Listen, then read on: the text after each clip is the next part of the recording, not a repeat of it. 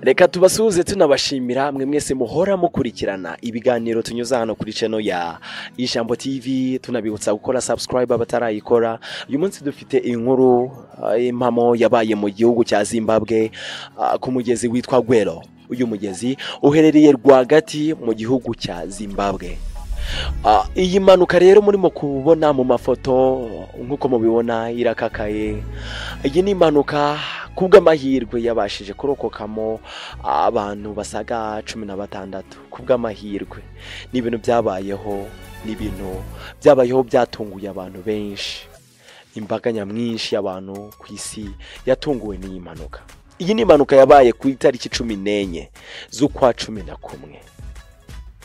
Amakuru dukesha umukonvoyeri wari uri muri ino bisi tinotenda manomano ku mazina yabo hariya muri kiriya gihugu, akaba n'umwe mu bantu babashije kurokoka ino mpanuka, akaba umwe mu bantu 16 babashije kurokoka ino mpanuka yari ikakaye.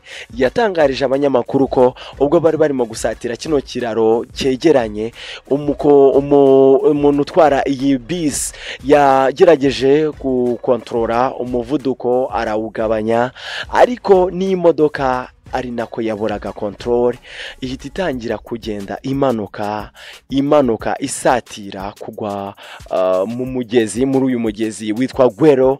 Hanyuma abantu bari bafite amahirwe batangiye gusimbuka kugira ngo basi barokore amagara yabo, barokore ubuzima bwabo.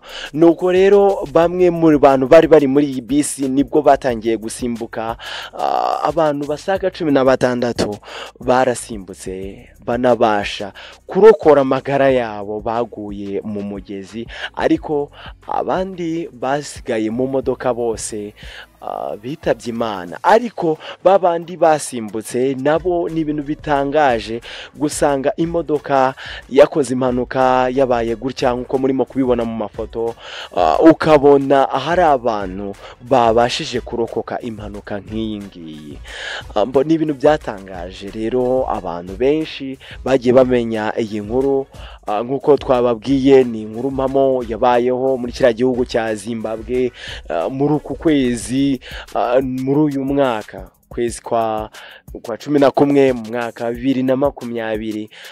Mbega ni ibintu biba bigaragaza ko itabarira ku gihe abantu 16 babashije kurokoka. Ni ibintu bitubwira ko byanga bikunda. Reka dukomeze dusenge, nta kuvuga ngo Imana yaragiye buhere, ngo ntabwo izagaruka, ngo yaratwibagiwe, ngo hari abantu yibagirwa. Iyo niyo nkuru yari uyu munsi. So mukomeze mugire ibihe byiza. Ciao ciao.